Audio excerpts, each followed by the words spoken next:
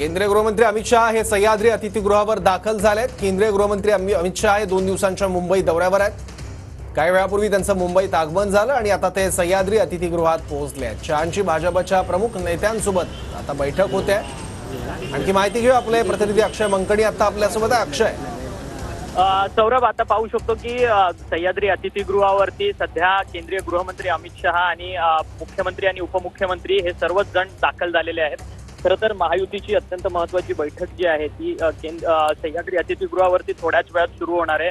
लोकसभेच्या निवडणुकीमध्ये महायुतीला जो पराभव आलेला आहे त्या सगळ्याच्या संदर्भातलं विश्लेषण असू दे आणि आगामी विधानसभेच्या निवडणुकीच्या संदर्भात काय महायुती नवीन गणित आखणार आहेत हे देखील पाहणं महत्त्वाचं ठरणार आहे। परंतु केंद्रीय गृहमंत्री अमित शहा यांचा 2 दिवसीय हा संपूर्ण मुंबई दौरा होता। आजच्या दिवशी त्यांचा मुक्काम जो आहे तो सह्याद्री अतिथीगृहावरती असणार आहे आणि त्यांना भेटण्यासाठी भाजपचे नेते गिरीश महाजन असतील, चंद्रकांत पाटील असतील, रवींद्र चव्हाण असतील, प्रदेशाध्यक्ष चंद्रशेखर बावनकुळे असतील, हे सर्वच जण जे आहेत ते आता सह्याद्री अतिथीगृहावरती दाखल झालेले आहेत। उपमुख्यमंत्री ही अजित पवार थोड्याच वेळात सह्याद्री अतिथीगृहावरती येतील आणि त्याचसोबतच देवेंद्र फडणवीस आणि मुख्यमंत्री एकनाथ शिंदे हे सह्याद्री अतिथीगृहावरती दाखल झालेले आहेत। थोड्याच वेळात महायुतीची अत्यंत महत्त्वाची बैठक जी आहे ती केंद्रीय गृहमंत्री अमित शहा यांच्यासोबत होणार आहे। कारण की ज्या पद्धतीने लोकसभा निवडणुकीमध्ये महायुतीची पिछेहाट झालेली होती आणि लगेचच आता विधानसभेच्या निवडणुका आहेत, त्या अनुषंगाने महायुतीकडनं काय रणनीती आखली जाणार हे देखील पाहणं महत्त्वाचं ठरणार आहे। परंतु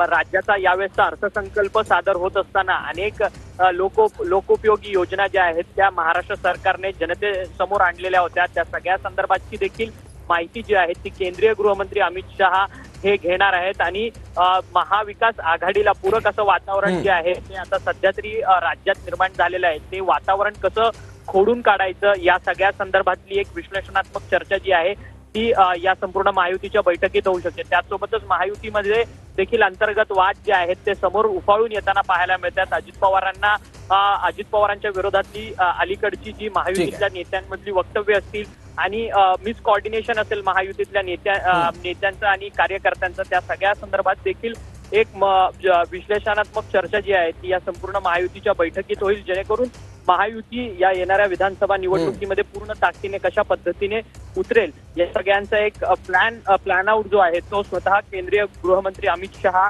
हे इतर नेत्यांसोबत चर्चा देखील या बैठकीत चर्चा करू शकतात। त्यामुळे आजच्या या महायुतीच्या बैठकीला जे आहे ते विशेष महत्व आलेलं प्राप्त होत आहे। कारण की महायुतीमध्ये विधानसभेच्या निवडणुकीच्या संदर्भात जागा वाटप कशा अनुषंगाने असणार हा देखील प्रश्नचिन्ह आहे। कारण की प्रत्येक पक्षातले महायुतीतले नेते आपापला दावा ठोकताना पाहायला मिळतात। शिवसेना शिंदे गटातली लोक म्हणतात, आमदार म्हणतात की जवळपास 120 जागा आम्ही लढणार। त्यामुळे महायुतीमधला जागा वाटपाचा वाद जो आहे तो समोर उफाळून आलेला होता। या सगळ्या संदर्भात काही आज जागा वाटपाच्या संदर्भात महत्वाची चर्चा अमित शहा करणार आहे का, आज जागा वाटपाचा महायुतीचा फॉर्म्युला ठरणार आहे का, हे पाहणं देखील महत्त्वाचं ठरणार आहे। सौरभ, बरोबर। अक्षय, धन्यवाद या माहितीबद्दल।